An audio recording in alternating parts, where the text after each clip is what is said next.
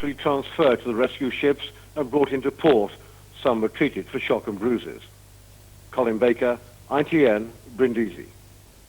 And finally, 6 winning tickets share this week's lottery jackpot of £9 million. The winning numbers are 7, 24, 37, 39, 40 and 43.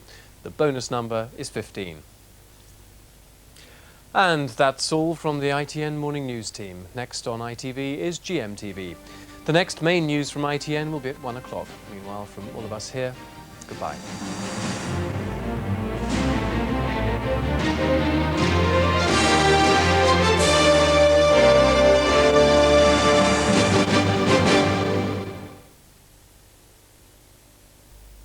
What would you do if your child swallowed white spirit? Don't let her have anything to drink.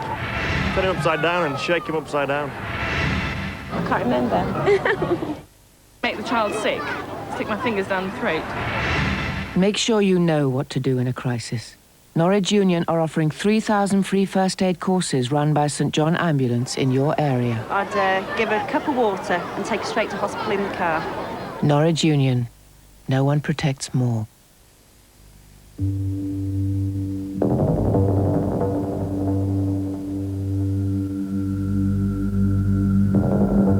This is the car equipped for today's discerning driver.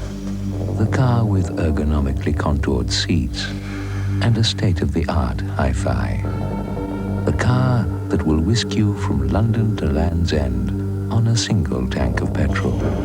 This is the car that wasn't fitted with locking wheel nuts, deadlocks, security. Don't treat car security as an optional extra. Crime. Together we'll crack it. You don't have to tell the whole world you carry the donor card. But it is essential that your relatives know your wishes. Let them know you wish to help someone else live after your death.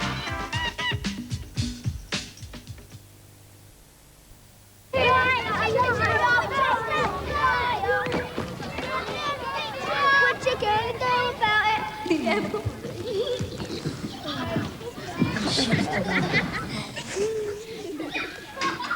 What are you gonna do about it?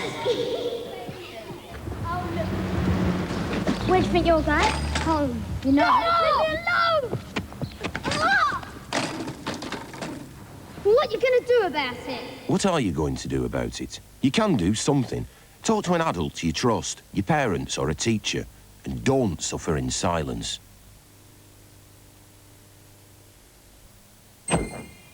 Oh, hello. I'm Think Bubble. I'm a very special friend to children everywhere. It's easy to get lost when there are lots of people around. Annie's doing the right thing. She's holding on to Dad's hand. But, oh dear, what's Michael up to? Now then, you two, where can we get Mum's birthday cake? There's a baker's shop, look.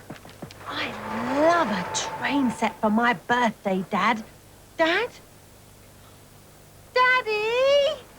If you're lost, you really must find a grown-up you can trust. You can trust a shop assistant, or someone behind a cash till, a policeman or security guard, or a mum with young children. But then what do I do, Think Bubble? Say you're lost and give your name. You'll soon find your dad again. Where's Michael? Would Mr. Lister please come to information where Michael is waiting for him? Well, clever old Michael. If this man really did what they say he did, I would want him never to have been born. A personal conflict in a legal minefield. If he doesn't know you, why should he lie about you? He's most dreadfully mistaken. Kavanagh QC, Monday, 8:30, Anglia. He's an old friend with some unexpected news. You don't just drop everything because some friend pops over from Liverpool and you decide to go on a binge. It's not my wife who's having somebody else's kid. Kirsty's pregnant. I don't know how to cope with all this. Beat practice, Tuesday at 9 on Anglia. May, Cantona, Giggs, Cole, United all for one. They won 4-0. Now the Four Musketeers return in a swashbuckling epic against Porto, marching towards European glory. Live Wednesday at 7:20 on Anglia.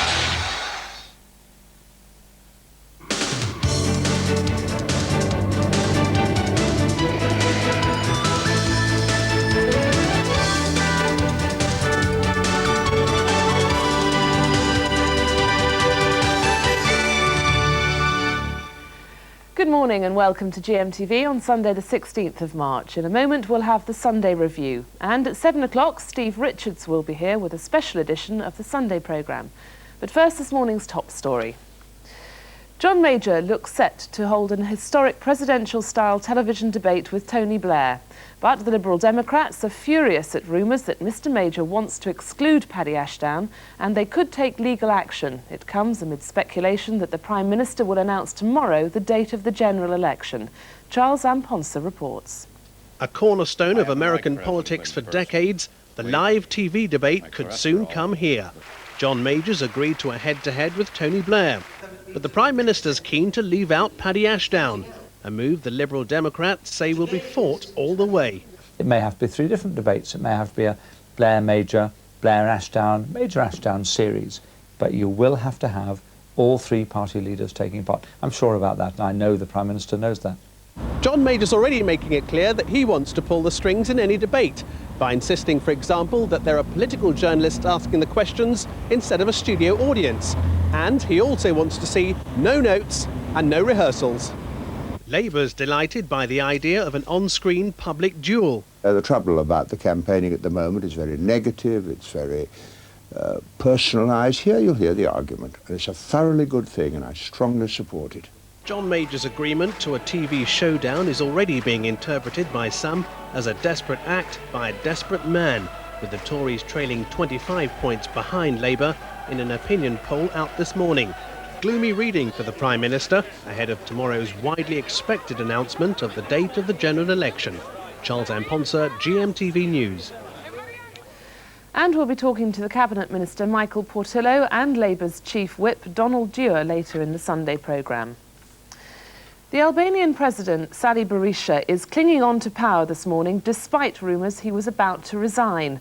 In a statement read out on Albanian television last night, the President maintained there was no reason to resign under pressure from armed troops, and he said he would destabilise the country if he stepped down. Hundreds of Albanians continue to flee across the Adriatic to Italy. A number of British citizens will be evacuated from Tirana today. Here, an 8-year-old girl is set to make legal history with a High Court bid to stop her teachers allegedly disrupting her classes. Penny Houghton claims she was sent home twice in 2 weeks from Fernie Lee Primary School in West Yorkshire because of a staff work to rule over class sizes. It's the latest row to hit Calderdale Education Authority. 4 months ago, it was condemned for running Britain's worst school, the Ridings in Halifax.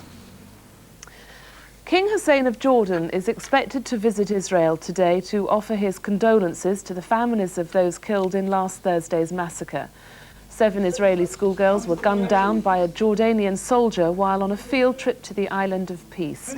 King Hussein immediately condemned the killings, which were seen by some as a response to Israeli plans to build Jewish settlements in Arab East Jerusalem.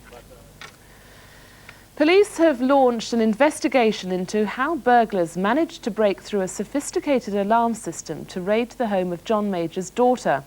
Elizabeth Major's home in Leicestershire was ransacked while she was out at work. The burglars were able to take jewellery and a TV and video, despite the house being linked to a local police station. 6 ticket holders scooped around £1.5 million each in last night's National Lottery draw. The winning numbers were 7, 24, 37, 39, 40 and 43. The bonus was 15. And Katrina and the Waves were announced on last night's TV lottery show as the UK entry for the 1997 Eurovision Song Contest with Love Shine a Light. Sport now, and Manchester United have edged a little closer to the Premiership title. Victory over Sheffield Wednesday means Alex Ferguson's side now lead the race by 3 points after their nearest rivals Liverpool were held to a draw by strugglers Nottingham Forest. Tom Skippings reports. After their slip-up at Sunderland last week, it was back to business for United at Old Trafford. Andy Cole's 19th minute opener put them on their way. And after he was forced off through injury, his replacement, Karol Poborski, wrapped up victory with the second. While United were back on song, Liverpool's stop-start challenge stumbled again. Robbie Fowler's 4th minute goal was part of the game plan. Ian Wone's equaliser definitely wasn't, and Forest held on for a precious point. The title could still head south. Arsenal moved level with Liverpool in second spot, thanks to two of their younger stars, Steve Hughes and Paul Shaw, with the goals at Southampton. Newcastle have it all to do in Monaco this week, but Coventry offered little resistance. It finished 4-0 and Newcastle stay fourth. Middlesbrough's hopes of survival were boosted by a 3-1 win at Leicester, the perfect warm-up for next month's Coca-Cola Cup final. Everton eased their relegation worries thanks to Dave Watson's goal against Derby, but it's been a bad week for Wimbledon, out of the Coca-Cola and crushed by Kevin Gallagher's hat-trick for Blackburn. Tom Skippings, GMTV Sports. And today's Premiership action is at Stamford Bridge. Victory over FA Cup semi-finalist Chelsea would help Sunderland move clear of the relegation zone. In the Nationwide League First Division, there's a big Midlands derby at the Hawthorns where West Brom meet Birmingham. But the really big game of the day is in Scotland, where Celtic meet Rangers in the Old Firm derby at Parkhead. Striker Mark Hateley goes straight into the Rangers side after his move from QPR on Friday. Victory for Rangers would take them to the brink of equalling Celtic's record of 9 successive championships. Goalkeeper Peter Schmeichel is at the centre of another racism row. According to today's News of the World, a video has been sent to the FA which shows the Manchester United star verbally abusing Leeds player Rod Wallace during a match 6 years ago. Schmeichel was recently accused of racially abusing Arsenal's Ian Wright. And Bruce Grobbelaar has helped identify a Plymouth fan who was allegedly racially abusing Shrewsbury players during yesterday's game at Gay Meadow. The Zimbabwean keeper, who plays for the Devon club, complained to police after the game. The fan was detained for questioning last night. France have clinched Rugby Union's Five Nations Championship with their 47-20 victory over Scotland, securing their first Grand Slam in a decade. Their victory ended England's hopes of winning the championship, but they won the Triple Crown with a 34 points to 13 win over Wales in Cardiff. Mark Eames reports. By the time England took to the field, the title was almost out of their grasp, with France 16 points up in Paris. And in the first half, they were unable to break through the Welsh defence, with Jonathan Davies keeping the home side in touch just before half-time. But after the break, England broke loose, Tim Simpson scoring the first of 4 tries, his first for his country. Only 3 minutes later and Rory Underwood picked up the ball in his own half, and he was unchallenged on his way to the Welsh line.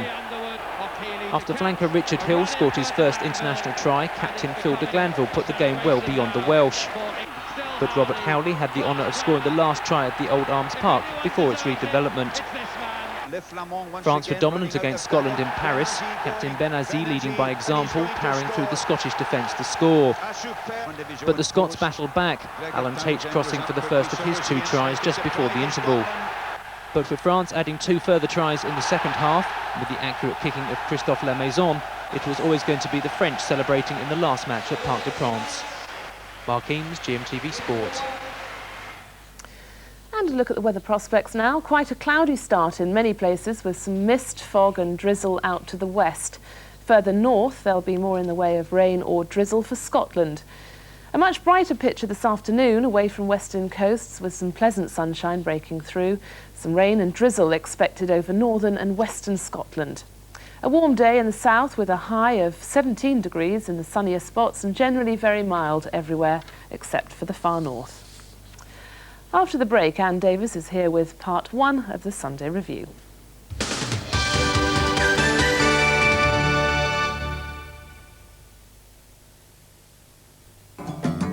GMTV takes you on an Arabian adventure. It's a land of mystery, magic and magnificent riches. Indulge in exotic delicacies. Prepare for palatial splendor. And of course, there's camels galore. Watch Eamon Holmes as he shakes himself up. Amanda Reddington, Queen of the Desert, runs amok among the belly dancers. Starting March the 24th at Sea, Sand and Sky, all with GMTV in Dubai.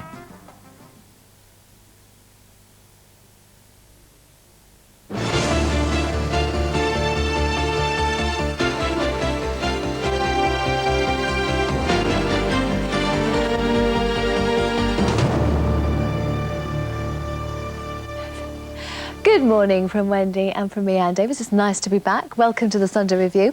Well, today in Matter of Faith, we'll be speaking to the Right Reverend Michael Nazir Ali, the Bishop of Rochester, who's been in the news recently for helping asylum seekers on his doorstep, Rochester Prison. First, though, let's have a look at the week's top stories. A Jordanian soldier opened fire on a party of Israeli schoolgirls on a bus trip, killing 7. Thick fog left 3 dead and more than 60 injured in a pile-up on the M42. And there was another row about food safety, this time concerning abattoir standards in Britain. On Thursday, a Jordanian soldier gunned down 7 Israeli schoolgirls from a military watchtower on the Jordanian-Israeli border.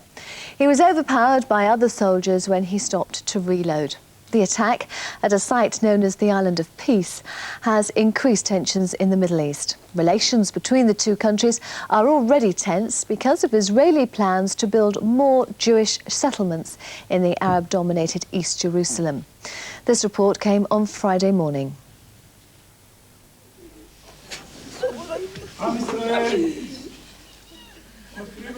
The grieving families began laying their teenage daughters to rest last night, but while the relatives mourn, the politicians are working hard to defuse what could become a major diplomatic incident.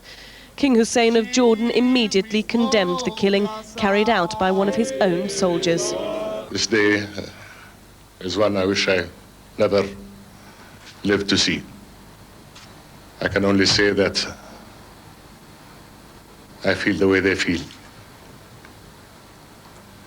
With a deep sense of shame and anger. The mother of the gunman claims her son is mentally unstable, but the Israeli Prime Minister Benjamin Netanyahu, under heavy guard at one of the funerals last night, refuses to accept that. The only reason they died, he said, is because they were daughters of Israel and because of the great hatred aimed at them. Many now fear whatever the real reason for the attack, it will be interpreted as political and could bring the whole region back to the brink of chaos. Sarah Holden, GMTV News. Here, more than 100 vehicles crashed in Monday's pile-up in thick fog on the M42. 3 people died and others were left seriously ill in hospital after the motorway accident near Birmingham. Motorists have been criticised by the emergency services for their driving, described as disgusting by one senior officer. Sonia Legg visited the scene of the crash. The devastation was such that large sections of the southbound carriageway had to be resurfaced after the tarmac was melted by the heat from the burning cars. 150 people in 110 vehicles, including several lorries, were involved in the smash in thick fog shortly before daybreak. 3 people died and 62 were injured. The victims suffered fractures, bruises, and in some cases serious burns. Those that died included a 21-year-old student and a postman delivering mail to the hospital where his body was later taken.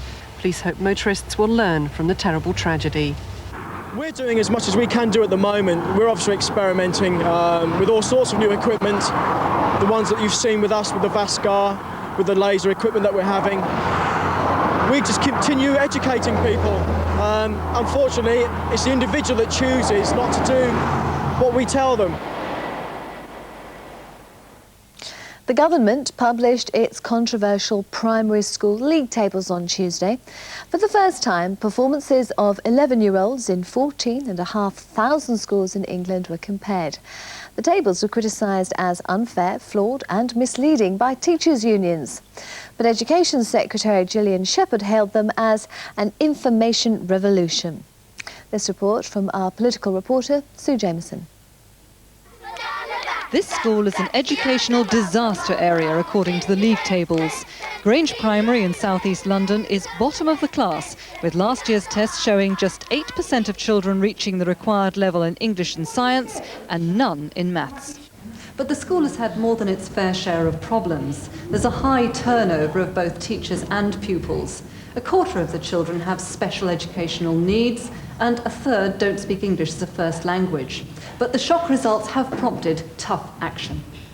things don't turn around overnight, but I think the head teacher and the staff and the governors have moved very swiftly to bring about marked improvements in a short period of time. But despite criticisms that the tests are flawed because of these special problems within individual schools, the government still believes league tables are crucial to boosting overall standards.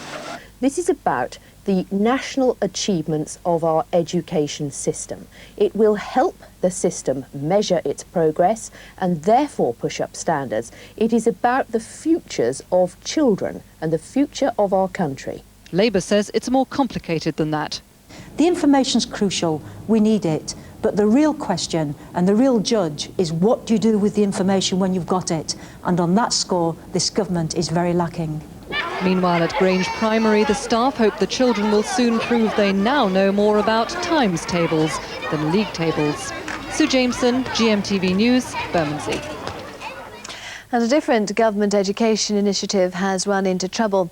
A month before the nationwide launch of the Nursery voucher scheme, a Tory-dominated House of Commons committee is set to publish a damning report on it. The Education and Employment Select Committee believes that the voucher system is unlikely to raise standards or improve parental choice. This report from Eileen Marino. The flagship voucher scheme, heralded by John Major as the key to raising standards in schools, is savagely criticised by the Commons Committee, dominated by Tory MPs. Under the plan, parents are being offered vouchers worth £1,100 to claim a nursery place for their 4-year-olds. The top-level report is based on evidence from pilot schemes running for the past year. It argues that schools anxious for voucher cash are pressing parents to send youngsters to their nurseries rather than outside playgroups. 4-year-olds end up in large reception classes aimed at older pupils. Playgroups without their 4-year-olds are often forced to close. And the report argues there's no more choice for parents. It seems that children are getting fatter, and there's an urgent need to reduce obesity in the whole population. These are the worrying conclusions of a report published this week following the biggest ever survey of children's growth patterns. This report from David Lawrence.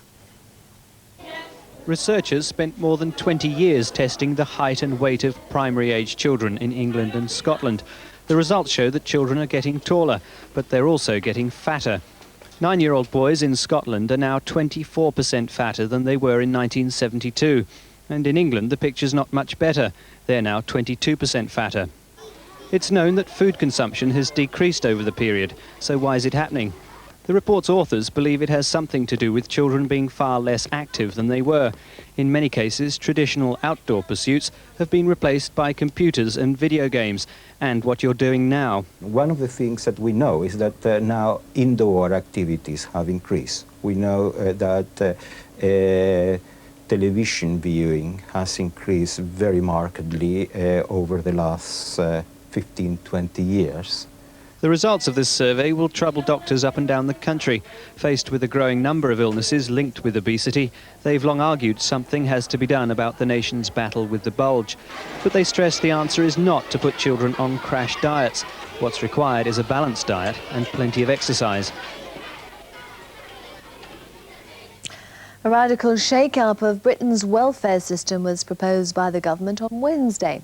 Health Secretary Stephen Dorrell published a white paper outlining a new social security reform bill, which would get the go-ahead if the Conservatives won the general election.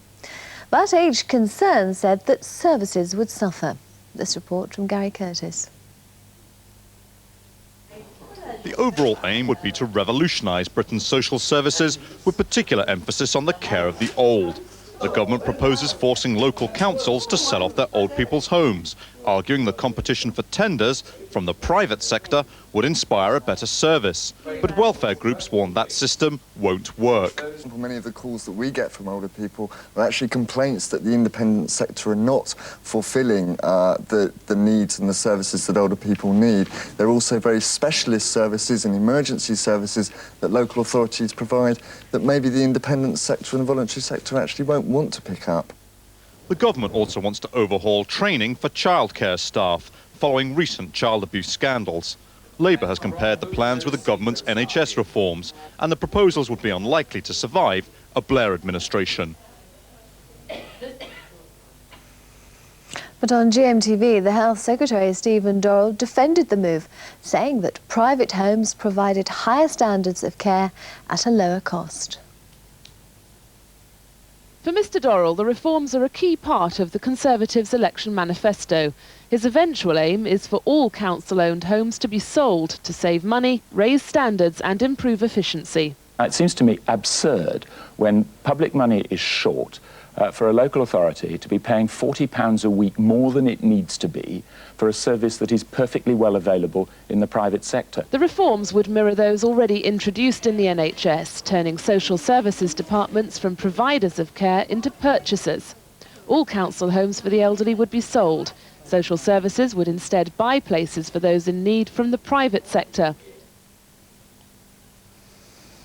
Meanwhile, a powerful all-party committee of MPs has heavily criticised a hospital and its local health authority for sending elderly patients to private nursing homes. Managers ignored medical advice and discharged the patients from Park Pruitt Hospital in Hampshire. 3 of them died soon afterwards. The Select Committee has asked Health Secretary Stephen Dorrell to review the positions of the managers involved. This from Palatish. The report is little comfort to the family of 94-year-old Eddie Eyre, one of 3 elderly patients who died shortly after being discharged from Park Pruitt Hospital in Basingstoke. He was sent to a private nursing home despite the protests of his consultant because health managers brought forward the date of a ward closure. The day he was moved, he went into what we could only describe as trauma, and he only lived for a fortnight after that, and the last 2 weeks of his life were not very happy. The Select Committee report condemns what it calls the brazen attempt to ignore expert advice because it was inconvenient, and says those involved should be ashamed. North and Mid Hampshire Health Authority has issued a statement saying that procedures are now in place to ensure this never happens again. But MPs want the government to go further and review the positions of the managers whose actions led to this inquiry. The Select Committee report is very critical indeed of what happened, and yet it seems as if no heads have rolled, no one's been called to account, nothing has happened. The Department of Health says it's considering the findings and will respond in due course. A doctor carrying the AIDS virus was struck off by a disciplinary committee on Monday for not telling medical authorities soon enough about his HIV infection. He was accused of putting the lives of more than 1,700 women patients at risk. The case, the second in 3 weeks, has sparked calls for doctors to inform on colleagues that they believe may have the HIV virus. This report from David Lawrence. The doctor at the centre of this latest scare, Patrick Ngosa, spent 6 years assisting in childbirth and carrying out operations at hospitals in Gloucester, Essex and London. More than 6,000 women have phoned helplines set up by the hospitals concerned. The scare has led one pressure group to demand doctors turn whistleblower on colleagues they suspect of being HIV positive. Doctors must make sure that everything they do protects the patient.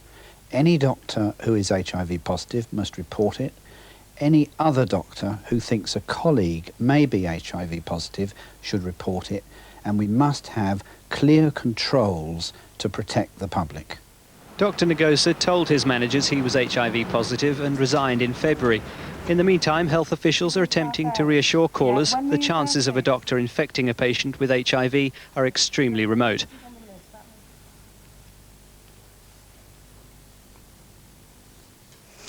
Agriculture Minister Douglas Hogg found himself under fire again this week, this time though over safety standards in the British meat industry. Letters leaked from trading standards officers suggested that abattoirs were failing to maintain good hygiene standards in dealing with carcasses, and that meat inspectors were threatened with knives if they reported breaches of procedure. This report from Sarah Holden. Another summons to the Commons for the Agriculture Minister Douglas Hogg, this time to answer allegations that his department has once again ignored warnings about safety standards in British abattoirs. It's the second time in as many weeks that serious concerns have been raised about the potential for contaminated meat to end up on supermarket shelves. The author of the letter, which has sparked the latest row, says consumers have the right to know what they're eating. What contamination in abattoirs is fairly widespread. It's obvious that if you get contaminated meat, fecal contamination in meat, that you're going to get food poisoning. Meanwhile, the government says they're considering drawing up abattoir league tables in an attempt to defuse the potential food poisoning time bomb critics claim is waiting to explode. And the E. coli outbreak at a Scottish nursing home claimed the life of a third elderly resident this week. The 83-year-old woman, who's not been named, has been seriously ill in hospital after the outbreak at Cairney Lodge nursing home in Arbroath. Over the last 4 months, 21 people have died from E. coli poisoning in Scotland. 2 soldiers and a policeman were injured on Thursday night in a terrorist bomb blast in Northern Ireland. The attack was aimed at a joint Army-Police foot patrol and happened just yards away from where Prince Andrew was attending a gala awards ceremony. One of the soldiers sustained serious leg injuries. Yorkshire Ripper Peter Sutcliffe has been blinded in one eye after he was stabbed with a pen. Sutcliffe was badly injured in Broadmoor Hospital on Monday. He was attacked by fellow patient Ian Kay with a felt tip pen after an argument. Law and order was once again in the news when a ship docked at Portland Harbour in Dorset on Thursday as part of the government's latest bid to combat prison overcrowding. The vessel, bought for £4 million from authorities in New York, is set to become a prison ship. But local residents fear that the vessel's reputation will destroy an already fragile tourist industry. Meanwhile, on Thursday, the Liberal Democrats pledged more money for 3,000 extra police officers. They said crime prevention was at the heart of their policy on law and order. They denounced Conservative and Labour policies on crime as little more than macho posturing and a false economy. The death of Philip Lawrence, the head teacher stabbed while going to the aid of a pupil, is to be commemorated by an annual award which was launched on Wednesday. Home Secretary Michael Howard and Mr Lawrence's widow Frances are now inviting applications for the Good Citizenship Award. Cash prizes of up to £1,000 will be presented yearly on the anniversary of Philip Lawrence's death to youngsters working with their communities against lawlessness, violence and drugs. On a lighter note, Paul McCartney went to Buckingham Palace on Tuesday to be knighted by the Queen 32 years after collecting his MBE as a Beatle. 1,000 fans saw Paul turn up for the investiture with 3 of his 4 children, but not his wife Linda, who's battling breast cancer. And that's where we take a break. Stay with us though, because after the news, we'll be meeting the Bishop of Rochester. So I'll see you in a few minutes.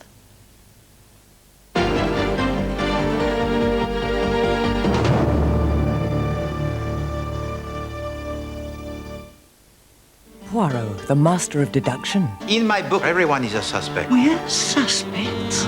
Thrilling. Solving the convoluted crime. Murdered 3 days before she died. Clever. You must stop that boat! A crime? Encompassing the supernatural. Another mystery. The perfect witness. This doggy tries to tell to me something. A new 2-hour special. Poirot, tonight at 8 on ITV. Now for tonight's star prize. We asked the Moofields, is this a block of butter? We think it is butter. Oh dear. Well, it does taste a lot like butter in a block. It's firm like butter and you use it like butter. But tell them what it is, Brian. I can't believe it's not butter in a packet. Can you? No, Brian, I don't think they can. But that's the way it goes on. Oh, the other one. You're invited to the event of the year. I'm Mark Fried, and join me and my good friend Oscar for Hollywood's biggest night, only on GMTV. Experience all the glitz, glamour and gossip as Mark mingles with the biggest and brightest Hollywood stars and gives us the lowdown of the highlights in the Oscar fashion extravaganza. Britain's finest are out in force, but who'll bring home that coveted Oscar? Join us live at the best party in town and watch the Oscars in style, first on GMTV.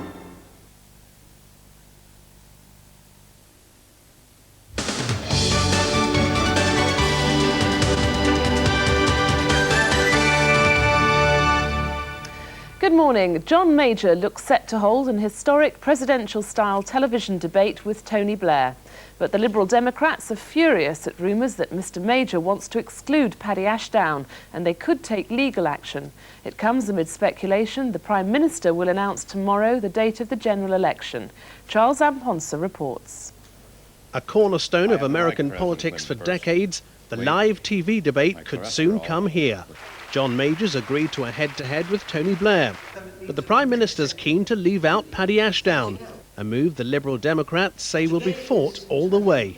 It may have to be 3 different debates. It may have to be a Blair Major, Blair Ashdown, Major Ashdown series, but you will have to have all 3 party leaders taking part. I'm sure about that, and I know the Prime Minister knows that. John Major's already making it clear that he wants to pull the strings in any debate, by insisting, for example, that there are political journalists asking the questions instead of a studio audience. And he also wants to see no notes and no rehearsals. Labour's delighted by the idea of an on-screen public duel. The trouble about the campaigning at the moment is very negative, it's very personalised. Here you'll hear the argument, and it's a thoroughly good thing, and I strongly support it. John Major's agreement to a TV showdown is already being interpreted by some as a desperate act by a desperate man, with the Tories trailing 25 points behind Labour in an opinion poll out this morning. Gloomy reading for the Prime Minister ahead of tomorrow's widely expected announcement of the date of the general election. Charles Amponsa, GMTV News. And we'll be talking to the Cabinet Minister Michael Portillo and Labour's Chief Whip Donald Dewar later in the Sunday programme. The Albanian President Sali Berisha is clinging to power this morning, refusing to bow to rebels' demands for him to resign. Another evacuation of foreign nationals, including a number of Britons, is expected today as the country continues to slide into a state of anarchy.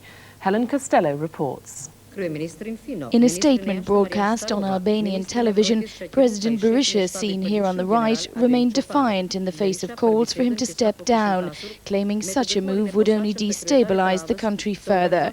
But as the president stood firm, the mass exodus from Albania continued, with more than 200 foreign diplomats fleeing to the safety of Corfu. Albanians desperate to flee the chaos in their homeland triggered by the collapse of pyramid investment schemes took to a flotilla of small boats heading across the Adriatic to the Italian port of Brindisi, many needing the help of the Italian Coast Guard to make it ashore. Meanwhile, in the Netherlands, diplomatic efforts to end the crisis continue, with European foreign ministers meeting again today to discuss President Berisha's request to send in troops to restore order. Helen Costello, GMTV News. Here, an 8-year-old girl is set to make legal history with a High Court bid to stop her teachers allegedly disrupting her classes. Penny Horton claims she was sent home twice in 2 weeks from Fernley Lee Primary School in West Yorkshire because of a staff work to rule over class sizes. It's the latest row to hit Calderwood Education Authority. 4 months ago, it was condemned for running Britain's worst school, the Ridings in Halifax. King Hussein of Jordan is expected to visit Israel today to offer his condolences to the family of those killed in last Thursday's massacre. 7 Israeli schoolgirls were gunned down by a Jordanian soldier while on a field trip to the Island of Peace. King Hussein immediately condemned the killings. And sport now, and Manchester United have edged a little closer to the Premiership title. Victory over Sheffield Wednesday means Alex Ferguson's side now lead the race by 3 points after their nearest rivals Liverpool were held to a draw by strugglers Nottingham Forest. Tom Skippings reports. After their slip-up at Sunderland last week, it was back to business for United at Old Trafford.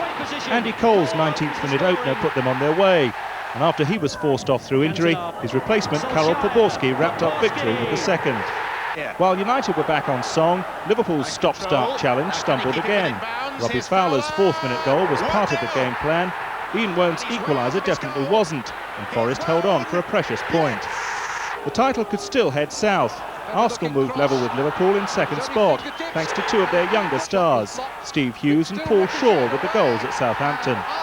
Newcastle have it all to do in Monaco this week, but Coventry offered little resistance. They finished 4-0 and Newcastle stay 4th. Middlesbrough's hopes of survival were boosted by a 3-1 win at Leicester, the perfect warm-up for next month's Coca-Cola Cup final. Everton eased their relegation worries thanks to Dave Watson's goal against Derby, but it's been a bad week for Wimbledon, out of the Coca-Cola and crushed by Kevin Gallagher's hat-trick for Blackburn. Tom Skippings, GMTV Sports. France have clinched Rugby Union's Five Nations Championship with victory over Scotland in Paris. French skipper Abdel Benazi put his side on their way to a 47-20 win to secure France's first Grand Slam for a decade. England had to settle for the Triple Crown after beating Wales by 34 points to 13 in Cardiff. And there'll be more news at 7 o'clock. After the break, it's part 2 of the Sunday Review.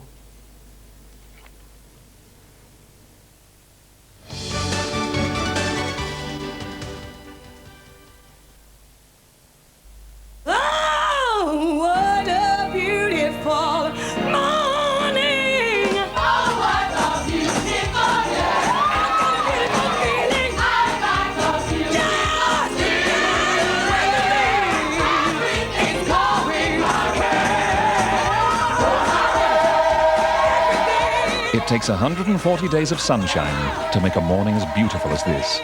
So whatever you get up to Kellogg's Cornflakes. GMTV takes you on an Arabian adventure. It's a land of mystery, magic and magnificent riches. Indulge in exotic delicacies. Prepare for palatial splendor. And of course, there's camels galore.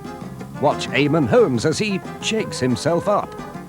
Amanda Reddington, Queen of the Desert, runs amok among the belly dancers, starting March the 24th at Sea, Sand and Sky, all with GMTV in Dubai.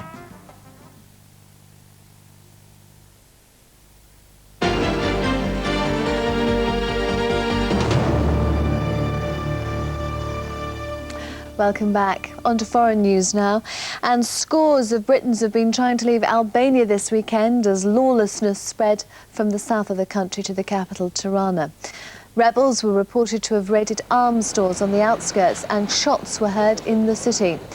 Despite promising on Wednesday to create a government of national reconciliation and extend an amnesty for rebels, President Berisha appeared to have lost control. In nights of pillaging and violence, armed gangs have been looting food stockpiles and government armories at will. There was fresh controversy this week about the possible cause of the crash of TWA Flight 800.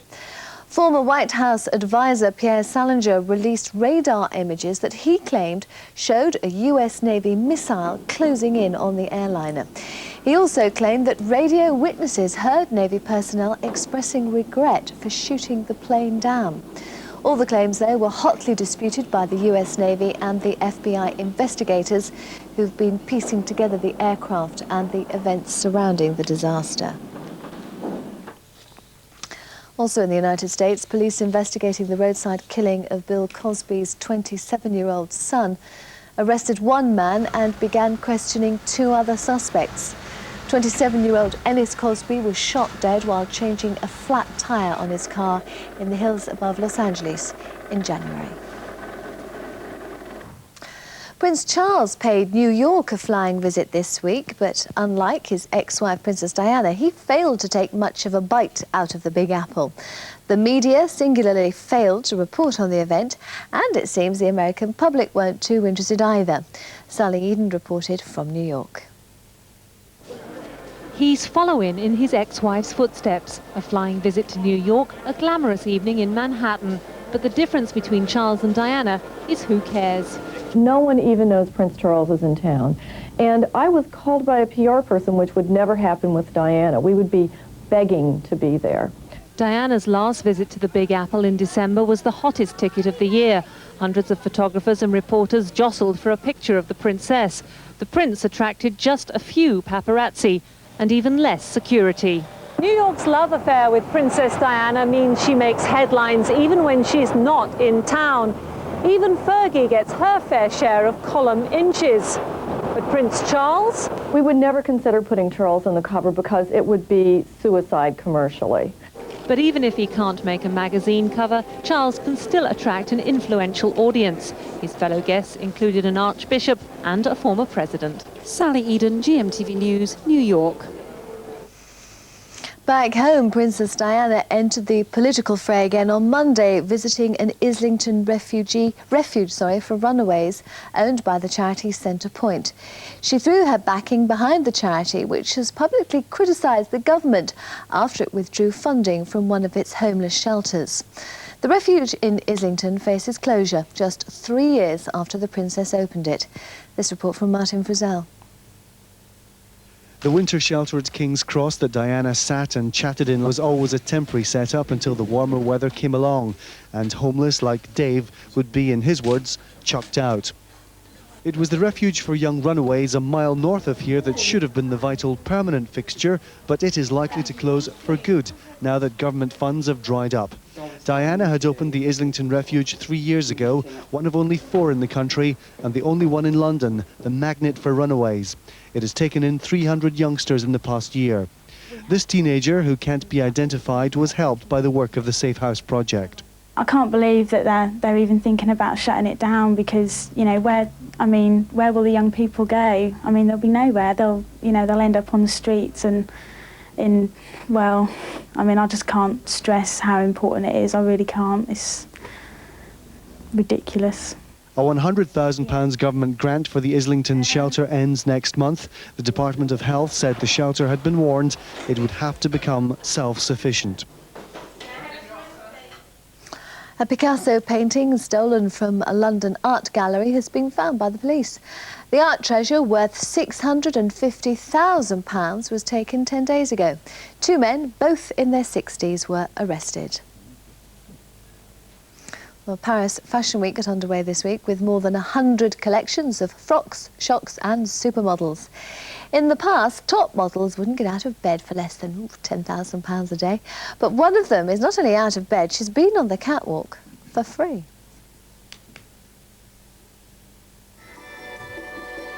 It's ready-to-wear time in Paris. Off-the-peg chic from the big fashion names, and a chance too for the smaller designers to prove their stuff.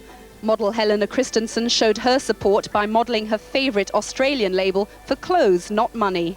Actually, the shows in Paris, they don't pay that much, but I'm quite happy with getting the clothes, and it's cool to be there and help the designers now, and then later maybe they're gonna have to help us. During a mammoth 10 days of shows, over 100 designers hope to prove that theirs isn't an elite business. They have clothes, they say, to suit every woman's taste and her pocket, all with that special Paris flair. That's what we are expecting. It's personality, character, love, feelings. The key word during the ready-to-wear collections is accessibility. Clothes aren't as exclusive as haute couture outfits, nor as costly. The designers hope instead to get themselves known and worn by the woman on the street. Lucy Vandenbroel, GMTV News, Paris. School pupils from Belfast will take their message for peace in Northern Ireland direct to President Clinton on St Patrick's Day, which is tomorrow. 2 Belfast schools, which were both badly burnt in last summer's disturbances, are sending a joint choir to sing a song of peace in the White House on Monday.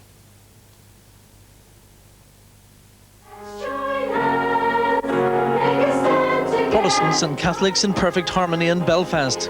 These girls saw their 2 schools burned during the disturbances which followed Drumcree last summer.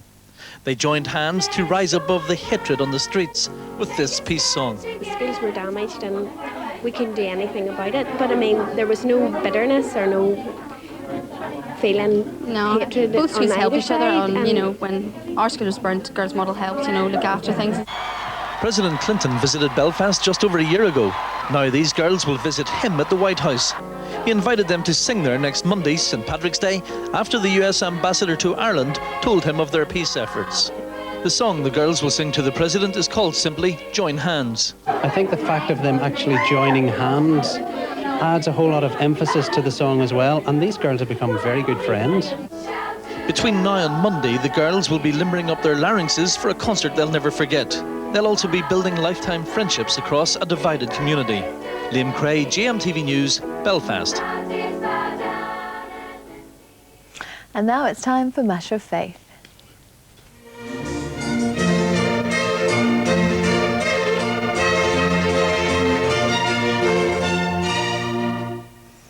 Bosnia, Sudan, Iran's death sentence on the writer Salman Rushdie. The flashpoints between Christianity and Islam are numerous. And today's guest is uniquely placed to understand both viewpoints.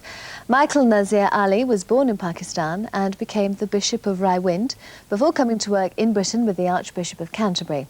Well, he's now the Bishop of Rochester and takes his vows of charity seriously enough to recently stand bail for a Tanzanian asylum seeker in Rochester prison.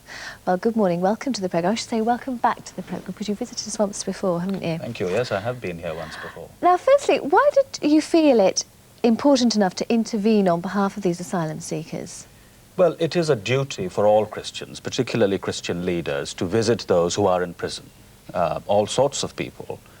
And I take those duties quite seriously. I go to the prisons in my diocese, as I have the right to do. And of course, I visit the asylum seekers as well as other prisoners in Rochester prison. I'm quite concerned for two groups there, the remand, people on remand there, sometimes very young people, and also the asylum seekers, because neither group has been convicted of any crime for the most part. But to stand bail is taking it sort of a step further, really, isn't it? Well, this was in a particular situation where people were on hunger strike, and some were even refusing fluids. And this particular person's health was in jeopardy. It was clear that he needed to come out of prison if he was to receive medical attention. And we were able to do that. And after I'd stood bail for him, other people did for others, and that's good. Presumably, though, that you wouldn't agree with the fact that if people come here and say they need asylum, they should just get it full stop without an investigation? Well, no, indeed not. But there are United Nations guidelines about what to do with such people. And the primary thing about them is that they should not be put into prison. If they have to be detained, and of course that's a very big if, then there ought to be special arrangements for them. What sort of special arrangements would we, or do you think we should be able to provide? Because presumably most of these people come here with not a great deal of money. Well, they come with no money at all, most of them. Well, I mean, there are hostels, for instance, even in London, which can accommodate asylum seekers while their cases are being processed, very cheaply indeed, much more cheaply than prison. And the churches run one particular hostel in South London. So there's no reason why all of them should be in prison, and of course all of